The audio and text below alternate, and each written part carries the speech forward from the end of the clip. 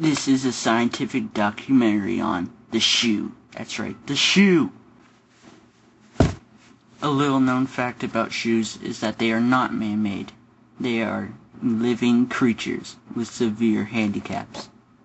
They are unable to close their mouths, which makes this difficult to eat. Not to mention animals burrow in them. In fact, they are virtually incapable of any movements at all. The first ever shoe colonies formed in Italy in the year 1327 BC. For a more specific date, they all formed on 3:35 p.m. on a Sunday. The shoes communicate by flapping their tongues on a microscopic level, unseen and unheard by humans. This is two shoes talking to each other. The shoe colonies started advancing away from Italy to Australia. In the 1st century, shoes and socks began to cooperate when General Aglet and General Cotton made peace at the Battle of Shoe Tying. Here's a copy of the actual treaty.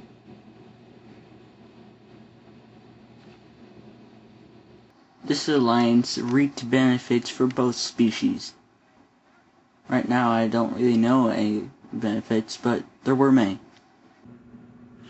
In 178.4 AD, a New York philosopher realized after 30 years of intense study that if you walked on barefoot, then your feet would get hurt. Oh! When he thought of this for a long time, he finally came up with the formula, E equals MC squared. He quickly realized that this had nothing to do with anything, and got back to other things. He finally realized that if you put on a shoe, you would be protected from the ground. He was most famous for his quote of, "I wish I had thought of this 30 years ago." Unfortunately, no one knew his name, so they just called him Larry.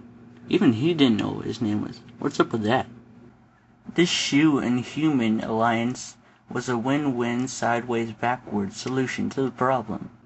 People would finally stop stepping onto giant noticeable nails in the road, and shoes finally had a purpose. Oh man, I've been looking at this wall for 18 years. I wish something would happen. I wish I had a partner.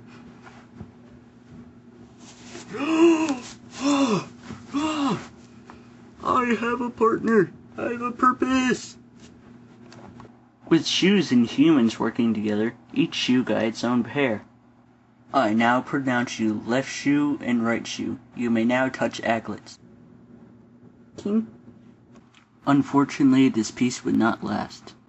In the 1820s, the equal rights movement for shoes began. These shoes did not get fair jobs. This shoe was a doorstopper. Oh! This movement did not last long, though, when shoes realized they couldn't move. Today, shoes are part of your everyday life.